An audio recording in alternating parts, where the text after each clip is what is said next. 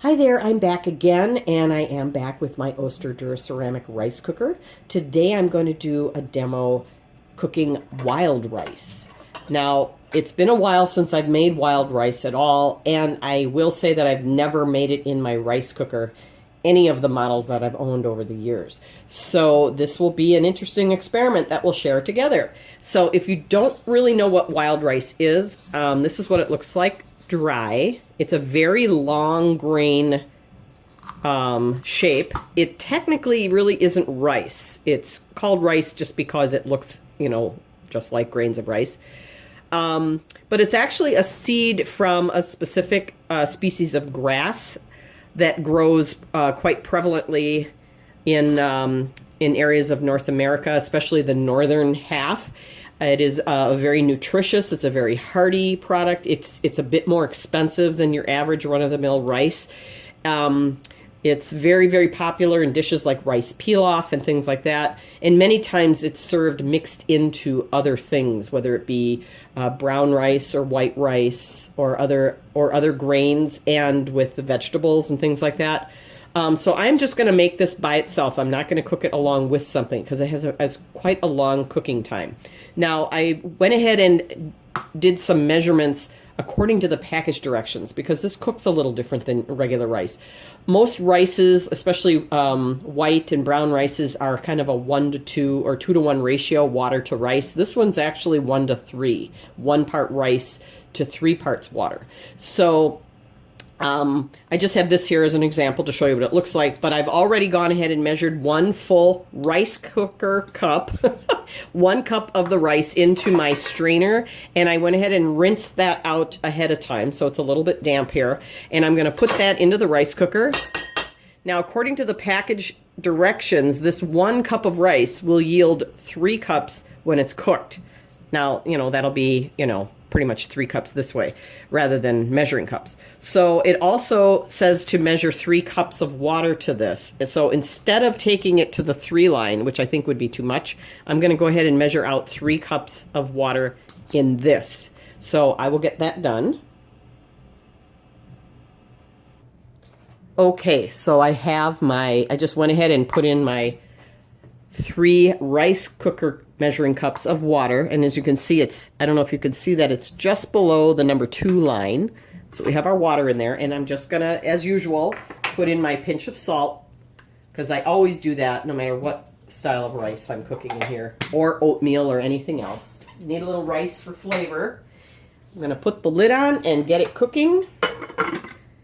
The other thing I want to compare here, I've got that on now, so it's going to get started. The package also says that this is going to take upwards of 55 minutes to cook for this amount of rice. So we'll put that to the test too, because if you remember from my initial review video of this cooker, it claimed that this DuraCeramic coated pot will cook rice faster than any other rice cooker. So we're going to put that theory to the test as well and see how long this is going to take. So I will, looking at the clock right now, and we will start the timing, and we will be back later.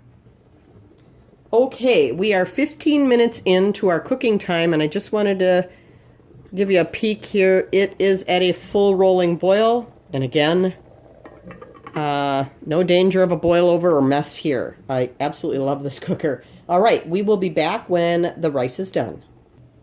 Okay, we're back, and it finally clicked over to the keep warm mode.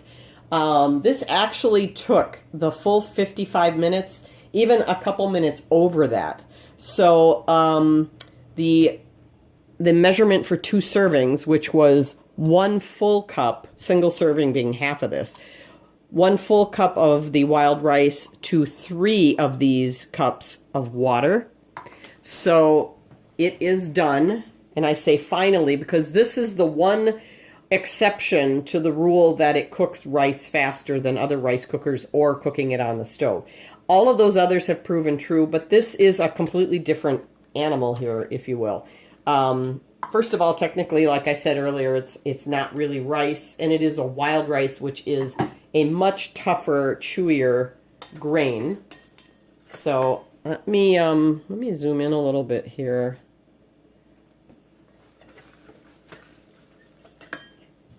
And I always forget my pot holder, sorry.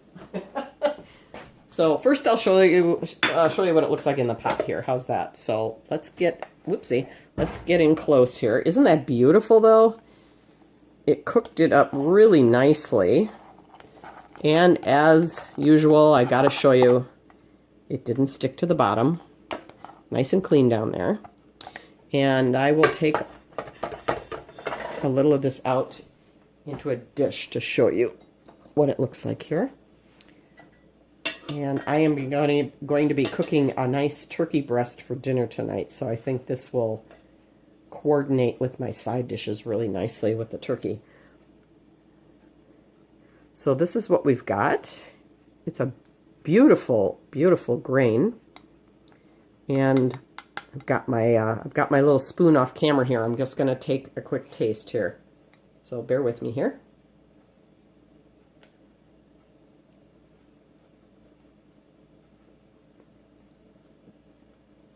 Mmm. Very tasty. Has kind of a nutty flavor. It does have a really good chew, but as you can see, it is tender, but as you can see, it is fully cooked. It doesn't look anything like it did when it was raw, which was, all the grains were very, very dark brown, very shiny and sharp. And you can see that they've opened up. This and brown rice and other whole grain rices that haven't been stripped, like white rice, you always want to be careful not to be tempted to overcook them to get them softer. They're never going to be as soft as white rice. If you cook it too long, like say I thought, well, that's too chewy, I want it softer than that, I'll just throw another cup of water in there and push the button down and let it cook longer. This and brown rice and probably the black rice is also one of those. And any other rice, like I said, that's whole grain, you could be in danger of what's called a blowout, where it gets so overly soggy and blown apart, the grains are no longer even differentiated anymore. It's just this soggy, mushy, fluffy stuff that doesn't resemble rice anymore. And it's not real appealing to eat either, because then all that starch really comes out and it's just a globby mess. So I hope this, once again, is helpful to you in how to cook, that you are able to cook, I should say, wild rice in the Oster DuraCeramic 6-cup rice cooker. And do follow the directions on the package of the rice that you buy. Don't bring it home and open it up, throw it in a canister, and then throw the instructions away. Kind of try to hang on to the package, or take a picture of it with your cell phone so you know exactly what the directions are for that product, because it will make a difference in how it cooks. If I did this the normal way and just did my 1 to 2 rice to water ratio, it probably would still be very tough and chewy and undercooked. So again, I hope this is helpful to you. If you like my videos, and especially this one, give me a thumbs up. Since you're watching it anyway, give me a thumbs up and subscribe to my channel so you don't miss any new uploads. And have a great day. Stay warm out there. It's a cold one. Bye-bye.